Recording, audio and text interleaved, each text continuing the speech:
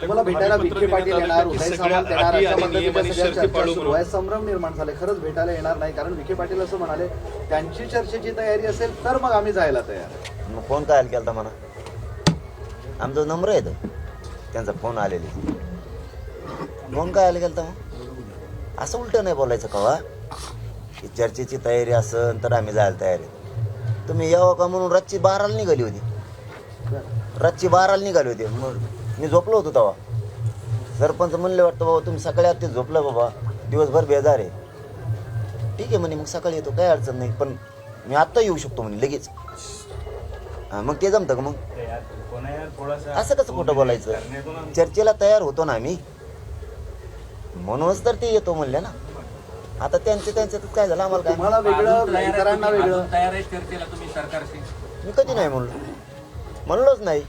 नाहीला फक्त एक दिवस मान्य नाही आपल्याला. तो शिष्टमंडळ आलं तर तुम्ही भेटणार आहात त्यांना, चर्चा करणार आहात? कम ना भेटायला काय अडचण? पण तुम्ही भेटायला तयार आहेत, पण कुठला राजकीय नेता रिस्क घ्यायला तयार नाही तुमच्याकडे येऊन भेटायला. असं म्हणा ना म्हणा. त्यांना भीती वाटायला लागलेली की काय आपलं जर काही फिसकटलं तर आपलं राजकीय करिअर संपेल. एवढं का घाबरतायत राजकीय नेते? मग असं म्हणा ना म्हणा. त्याच्यातून फडणवीस साहेबांनी संदेश घ्यायला पाहिजे, त्यातून शिकायला पाहिजे की मराठ्यांच्या गोरगरिबांची नाराजी अंगावर घेतलं पुढच्या काळात पण काय होईल. तुमच्यातला गैरसमज फडणवीस साहेब पुन्हा काढून टाका. बहुमताची सत्ता आली, मराठ्यांशिवाय आली नाही. पुन्हा मराठ्यांची लाट नाराजीची तुमच्या विरोधात जर गेली तर येणारे दिवस हे राजकीय करिअर बरबाद करणारे असते तुमचे. म्हणून मी कालही सांगितलं शहागडच्या फुटा चौकातून, आज पण पवित्र भूमीतून शिवनेरी गडाच्या पायथ्याहून सांगतो, विनंती करून सांगतो. ते योग्य संधी आहे फडणवीस साहेब, तुम्हाला संधीचं सोनं करायची, गोरगरीब मराठ्यांचे मनं जिंकायची. तुम्ही मराठ्यांची मागण्याची अंमलबजावणी करा. हेच मराठी गुलाल टाकून मरेपर्यंत तुम्ही दिलेल्या आरक्षणाचा तुमचा उपकार विसरणार नाहीत, ही आमचा या ठिकाणून शब्द आहे. आणखीन तुमच्या हातातून वेळ गेलेली नाहीत. तुम्ही आमचे वैरी नाहीत, तुम्ही आमचे शत्रू नाहीत. तुम्ही फक्त तुमची आडमुठी भूमिका मराठा विरोधी सोडून द्या आणि मोकळ्या मनानं वागायला सुरू करा आजपासून. या पवित्र शिवनेरी गडावरून आमचा शब्द आहे. आम्ही सुद्धा आरक्षणासाठी फक्त तुमच्याशी भांडतोय, ते पण लोकशाही मार्गानं.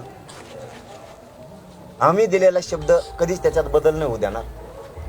तुम्हाला संधी आली तिचं सोनं करून गरीब मराठ्याचा आता अपमान करू नका, तर सन्मान करा आणि मराठ्यांचे मनं जिंका. मराठी तुम्हाला कधीच विसरणार नाहीत. आजपासून तुम्ही मराठ्यांविषयीची तुमची भूमिका बदला, ही आमची तुम्हाला विनंती आहे.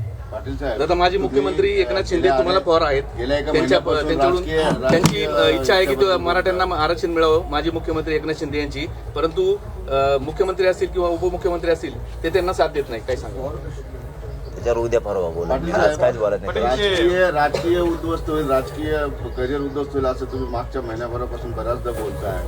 आता तुम्हाला राजकीय सत्तेशिवाय किंवा राजकीय ताकदीशिवाय गरिबांचे प्रश्न मिटणार नाही याकडे तुमचा कल होतोय का सध्या? ते शिकवायलेत आम्हाला तसं.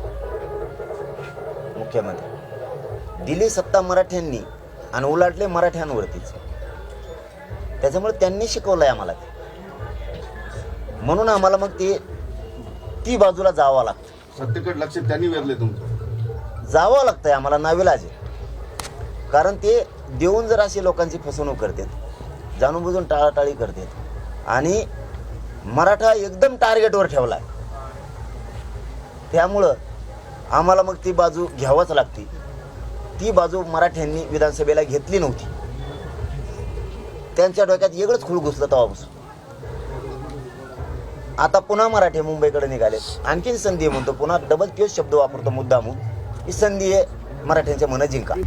आता isakal.com आहे देशातील नंबर 1 ची मराठी न्यूज वेबसाईट. प्रत्येक अपडेटसाठी isakal.com ला नक्की भेट द्या.